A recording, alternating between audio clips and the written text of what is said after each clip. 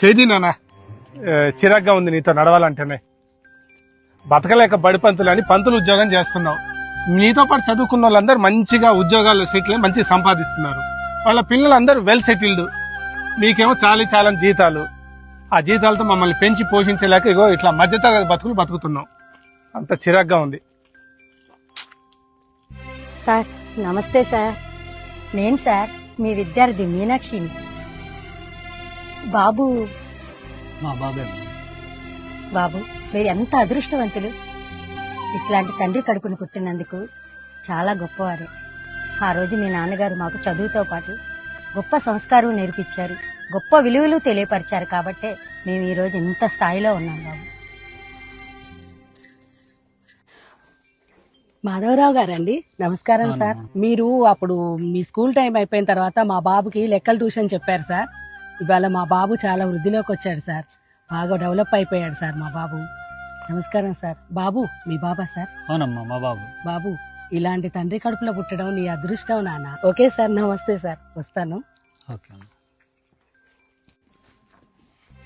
నమస్తే సార్. ఈ నెల 8వ తారీఖున ప్రోగ్రామ్ కి మీరు వస్తున్నారు కదా? ఎందుకు రాకుండా ఉంటారే? మాస్టర్ చేతుల మీదకి ఎన్నో వేల మంది విద్యార్థులను తీర్చిదిద్దిన సారు.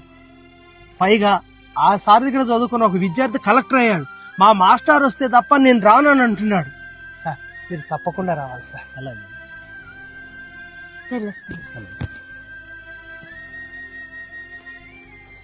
మాధవరావు బాగున్నావా?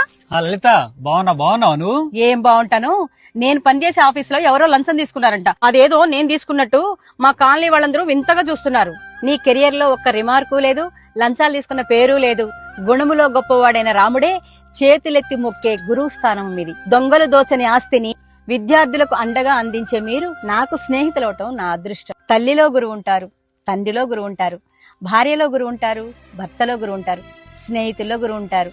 ఎందెందు చూసినా అందందు గురువు మీరే కదండి. అందుకే మీలాంటి గురువుల స్థానం తారాస్థాయి. ఇలాంటి తండ్రి కడుపులో పుట్టినందుకు నువ్వు చాలా అదృష్టవంతుడివి. వెళ్ళొస్తాను మాధవరావు. అలాగే.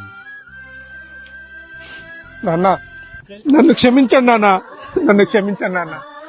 గురువు యొక్క గొప్పతనం తెలుసుకోలేక తప్పుగా మాట్లాడి నన్ను క్షమించండి నాన్న, నన్ను క్షమించండి. ఈ తప్పు నువ్వు తెలుసుకున్నావు కదా, వెళ్దాం పదా.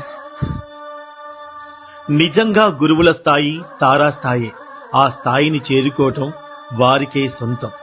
ఈ కథ చూసిన తర్వాత వెంటనే మీ గురువులకి ఫోన్ చేస్తే మేము చాలా ఆనందంగా ఫీల్ అవుతాం.